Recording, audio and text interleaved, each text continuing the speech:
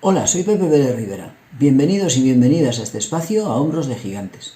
Desde aquí intentaremos abrir una ventana hacia la física y la química de secundaria.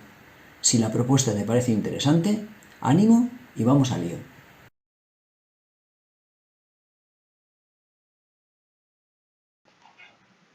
Analizaremos en esta ocasión para el curso de primero de bachillerato, dentro del tema estructura de la materia, las propiedades de los compuestos iónicos. En un vídeo anterior estudiamos cómo se formaban los compuestos iónicos, cómo se ionizaban los elementos químicos y cómo a partir de la formación de esos iones por fuerzas electrostáticas establecían redes cristalinas en las que todos los iones se unían a todos los demás. Aparecía un innumerable número de enlaces químicos que para romperlos suponía gastar una energía muy considerable, dado que de por sí el enlace químico es muy fuerte. Ahora, a partir de ese tipo de estructuras, analizaremos las propiedades de los compuestos iónicos. Estamos ante compuestos muy duros. Tengamos presente que la dureza es la resistencia a la ralladura. Cuando nosotros rayamos un cristal, arrancamos partículas de la superficie. Pero observa que una partícula de la superficie está unida directamente, en el caso de este tipo de cristales, a 5 iones que están pegados a él de signo opuesto. Son los 4 que observamos en la superficie y el que está inmediatamente detrás. Este número puede variar dependiendo en concreto del sistema de cristalización que utilice cada compuesto químico, pero siempre estaremos ante un número importante de enlaces que harán muy costoso el arrancar partículas de la superficie. Por tanto, dureza considerablemente importante. Sin embargo, son compuestos muy frágiles. En la siguiente figura se puede observar esta característica con nitidez. Si golpeamos un cristal iónico y desplazamos ligeramente los iones, nos encontramos una situación en la cual los iones del mismo signo se enfrentan entre sí y por tanto la repulsión derivada de esa misma carga hace que la red se resquebraje. Por tanto, compuestos muy duros, pero a la vez compuestos también muy frágiles. Estos compuestos son solubles en disolventes polares, lo cual también se puede observar en el siguiente gráfico. En la gráfica tenemos un cristal iónico, un fragmento de cristal iónico, en un determinado recipiente en el que vamos a añadir agua. Es importante destacar el comportamiento del agua. El agua se parece mucho a una figura en la cual tenemos una cabeza con sus dos orejas. La cabeza representaría el átomo de oxígeno y las dos orejas serían los dos átomos de hidrógeno. Estudiaremos un poco más adelante cómo en la molécula del agua el oxígeno acumula una cierta carga negativa. Atrae hacia sí, arrastra hacia sí cierta carga negativa, de manera que en la región opuesta, en la región de los hidrógenos, se acumula un cierto defecto de carga negativa, es decir, un exceso de carga positiva. Este exceso y defecto de carga se suele representar con la letra griega delta minúscula, más delta menos delta. De este modo se genera lo que llamamos un dipolo, dos polos, una partícula con dos polos. Es el resultado de desplazar la carga eléctrica negativa ligeramente hacia un lado de la molécula. Como puedes observar, la región del oxígeno corresponde a una región en la cual se acumula carga negativa, mientras que la zona de los hidrógenos es una región en la cual se acumula carga positiva. Cuando nosotros añadimos agua en nuestro recipiente, lo que va a ocurrir es lo siguiente. Cuando estamos ante un catión rodeado de moléculas de agua, dado que el catión tiene carga positiva, las moléculas de agua le ofrecerán el lado negativo, el lado del oxígeno. De manera que el catión se rodea de moléculas de agua que le ofrecen el lado de signo opuesto al del propio ion. En el caso de los aniones, iones negativos, el comportamiento del agua es al revés. El agua, cuando se acerca al anión, le va a ofrecer la cara positiva, es decir, la cara de los hidrógenos.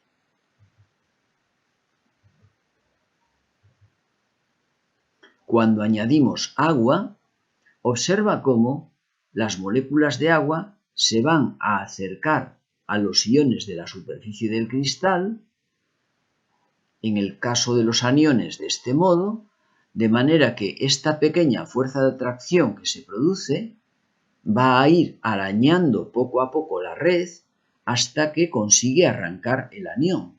A continuación, los cationes tendrán un comportamiento semejante al que acabamos de indicar. El agua le va a ofrecer la cara negativa y exactamente igual va a debilitar el enlace que se establece con el resto de los compañeros de la red, de manera que el agua va a ir arrancando poco a poco las partículas que van quedando en contacto con el disolvente. Y de este modo, poco a poco, el disolvente consigue resquebrajar la red, obteniendo la sustancia en disolución.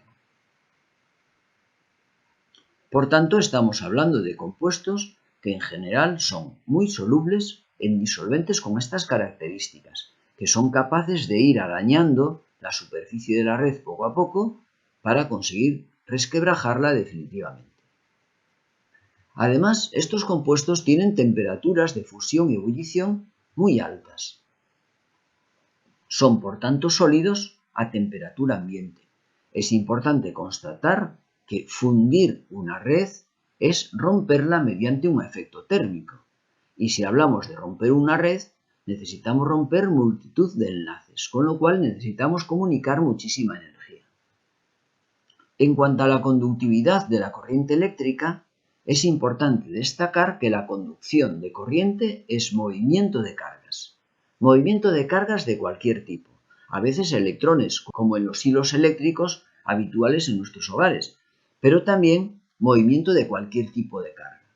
En este caso, cuando hablamos de las sustancias en fase sólida, tenemos cargas, tenemos partículas cargadas, los iones que podemos observar en la red, pero como en la fase sólida cada ion ocupa una posición definida, no se pueden mover de esa posición. Como mucho, pueden vibrar, se mantienen en su posición vibrando ligeramente de un punto a otro, pero deben mantener su posición en la red. Por tanto, al no haber movilidad, al no poder desplazarse, no conducen la corriente eléctrica. Sin embargo, en fase fluida, es decir, en fase líquida, cuando fundimos la red por un efecto térmico, o bien cuando la disolvemos en agua, el comportamiento es muy diferente. Observa lo que ocurre en fase fundida, en fase líquida. Cuando nosotros rompemos la red, permitimos que los iones se muevan, permitimos movilidad de los iones. Con lo cual, si aplicásemos un campo eléctrico, podríamos conseguir desplazar los iones, desplazar las cargas. Y por tanto, el sistema conduciría la corriente eléctrica. En disolución, tal como vimos en un gráfico anterior, también estamos rompiendo la red y por tanto también estamos facilitando que los iones se desplacen, con lo cual en ambos casos el sistema conduciría la corriente eléctrica. En fase sólida no hay movimiento, no hay conducción de corriente. En fase líquida, es decir, tanto fundido como en disolución, en este caso sí hay movilidad y por tanto los iones allá donde vayan transportarán su carga eléctrica. Frecuentemente ponemos un símil en la línea de lo siguiente. Si nosotros tenemos una empresa de transportes y no tenemos carga que transportar, no tenemos clientes, nuestra empresa se va a pique. De igual modo, si tenemos carga que transportar, pero no tenemos medio de transporte, no tenemos camiones, furgonetas, vehículos, no podemos transportar la carga. En el caso de los compuestos sólidos, tendríamos carga, pero no tendríamos vehículo de transporte. Por tanto, no podríamos transportar esa carga. El sistema no conduce la corriente eléctrica. Tan solo cuando tenemos carga y tenemos movilidad, cuando tenemos clientes y tenemos medios de transporte, nuestra empresa podrá funcionar perfectamente. Y es todo en esta ocasión. Si te pareció interesante la propuesta, nos vemos caminando entre la ciencia, como siempre, subidos a hombros de gigantes.